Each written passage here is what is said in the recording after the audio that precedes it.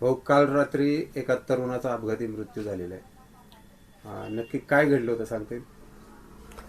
काल साधारण रात्री 11-11:30च्या दरम्यान सर्व मित्रपरिवार या ठिकाणी चहा पिण्यासाठी म्हणून आपल्या बायपासला हायवेच्या लगत ज्या गाड्या आहेत चहाच्या, त्या ठिकाणी चहा पिण्यासाठी जाण्याचं निमित्त झालं. एक्झॅक्टली कुठं झालं?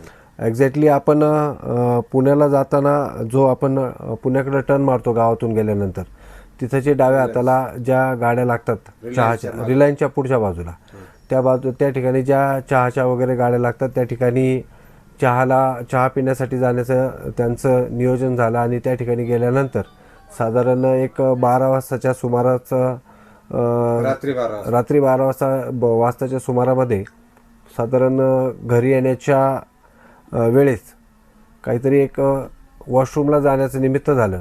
आणि वॉशरूमला जात असताना परत येत असताना म्हणजे रोड क्रॉस केला पायी आणि पायी रोड क्रॉस करून परत रिटर्न येत असताना आमचा जो सहकारी आहे तो राकेश अंबेश नाईक याचं अपघाती असं निधन झालं. वय किती? वय साधारण त्याचं 22 वर्षापर्यंत वय असेल, जास्त काही वयाचा हा नव्हता. काय करत होता तो वैयक्तिक याची सेंटरिंगची वगैरे अशी कामं घेत होता. त्याचे वडील स्वतः बांधकाम व्यावसायिक आहेत, म्हणजे बांधकामाची वगैरे कामं करतात, त्यांना देखील तो मदत करत होता. अतिशय होतकरू आणि हरहुन्नरी असलेला आमचा सहकारी या ठिकाणी काल रात्री या अपघातामध्ये निधन त्याचं असं झालेलं आहे. अतिशय दुर्दैवी अशी घटना काल रात्री नारायणगाव पंचक्रोशीमध्ये घडली. आणि असं व्हायला नको होतं, परंतु काळाचा घाला त्या आमच्या सहकार्यावर काल रात्री आला आणि त्याचा त्या ठिकाणी दुर्दैवी असा मृत्यू झालेला आहे. आई वडील काय करतात? आई वडील, त्याचे आई गृहिणी आहे, त्याचप्रमाणे त्याचे वडील हे बांधकाम व्यावसायिक, म्हणजे एक छोटं मोठं बांधकामाची कामं ते घेतात.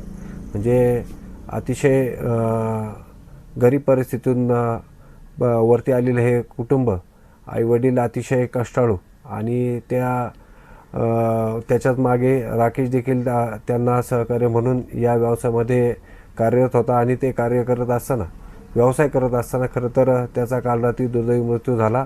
ही अतिशय वेदनादायक बाब आपल्या परिसरामध्ये घडलेली आहे. या ठिकाणी मी खरं तर सर्व तरुण सहकाऱ्यांना खरं तर आव्हान करेल की रात्रीच्या वेळी शक्यतो हायवेला किंवा बायपासला अशा एवढ्या रात्रीच्या वेळेत जाऊ नये, कारण की जेणेकरून आपल्या परिवाराची आपल्या मागं कोणीतरी आपली काळजी घेणारं असतं. त्यांचा विचार देखील या आपल्या माध्यमातून मी सर्व तरुण मित्रपरिवाराला करेल की आपण आपल्या जीवाची काळजी घेणं देखील जास्त गरजेचं आहे, जेणेकरून आपल्या मागं आपला परिवार असेल, आपल्या परिवारातील सर्व सदस्य असतील, यांना पुढं भविष्यामध्ये काही त्रास होणार नाही याची आपण सगळ्यांनी खबरदारी घ्यावी.